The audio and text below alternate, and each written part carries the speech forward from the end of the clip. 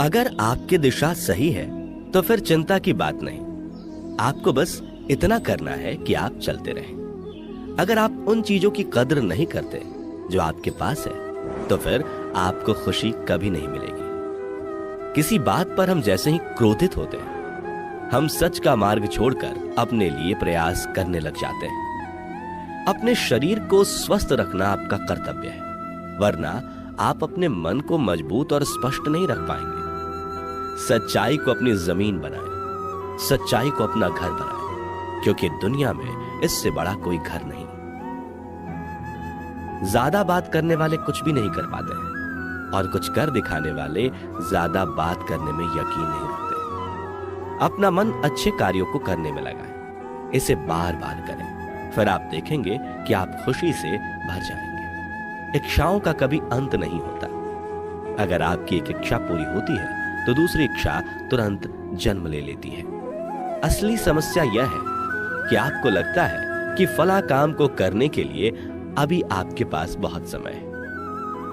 यदि कोई व्यक्ति ऐसा लक्ष्य नहीं खोज पाया जिसके लिए वो मर सकता है, तो वो जीवित रहने के लायक नहीं है। संसार में कोई भी चीज कभी भी अकेले मौजूद नहीं होती। हर चीज का संबंध तमाम दूसरी चीजों से होता है।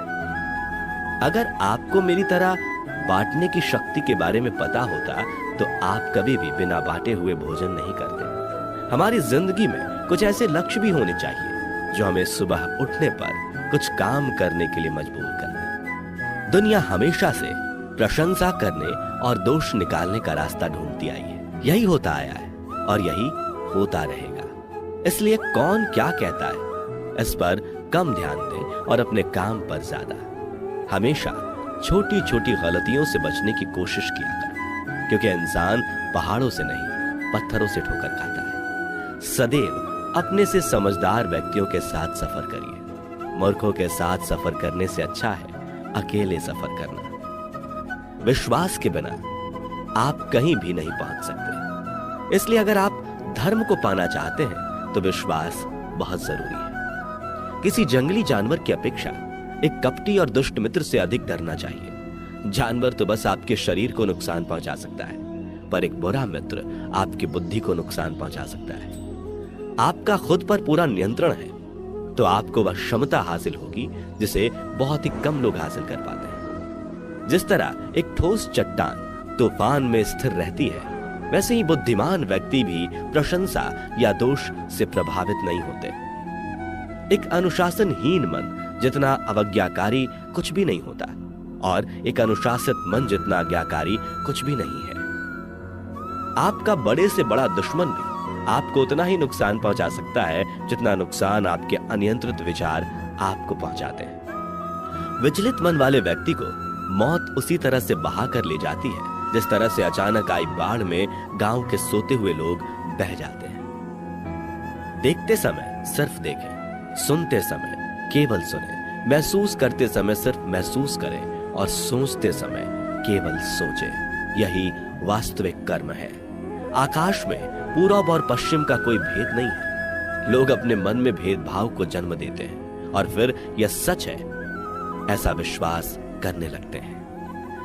आपका काम है अपनी पसंद के काम को खोजना। उसे खोजें और फिर उस काम में खुद को पूरी तरह से लगा दें।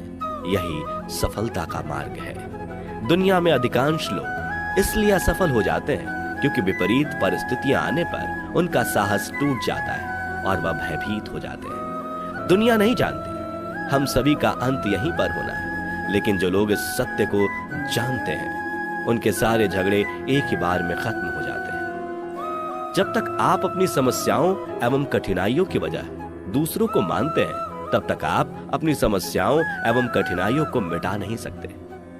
आप अपना भविष्य नहीं बदल सकते, लेकिन आप अपनी आदतों को बदल सकते हैं, और निश्चित रूप से आपकी आदतों से आपका भविष्य बदल सकता है।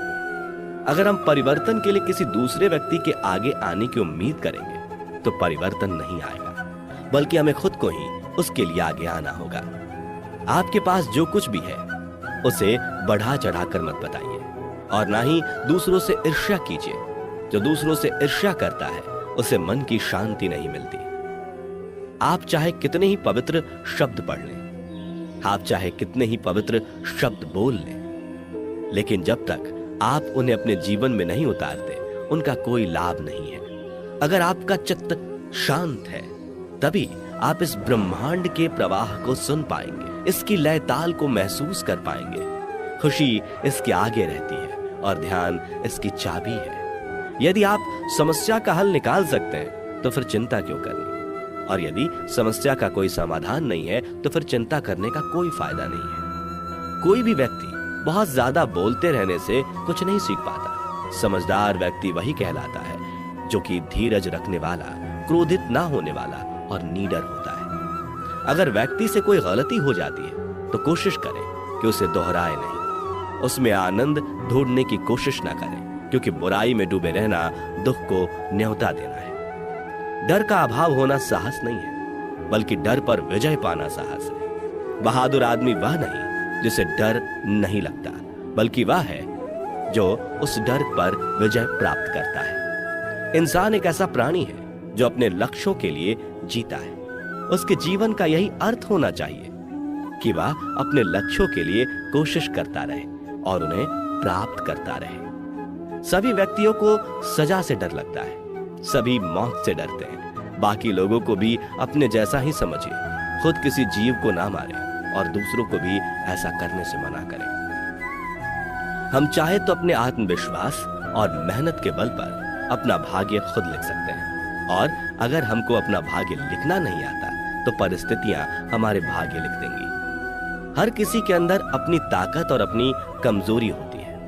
मछली जंगल में नहीं दौड़ सकती और शेर पानी में राजा नहीं बन सकता। इसलिए अहमियत सभी को देना चाहिए। कोई भी व्यक्ति सिर मुड़ाने से या फिर उसके परिवार से या फिर उसके जाति में जन्म लेने से संत नहीं बन जाता। जिस व्यक्ति में सच्चाई और विवेक होता है वही धन्य है, वही संत है। दर्द तो तय है, यह आपके हाथ में नहीं है। हाँ, दुखी होना या ना होना आपके हाथ में अवश्य है। स्वास्थ्य सबसे बड़ा उपहार है, संतोष सबसे बड़ी संपत्ति और वफादारी सबसे अच्छा रिश्ता है। हम अपने विचारों का ही परिणाम है। मन ही सब कुछ है। जो हम सोचते हैं हम वही बन जाते हैं। अगर आध्यात्मिक मार्ग पर चलने के लिए आपको कोई साथी नहीं मिलता तो अकेले ही चलिए।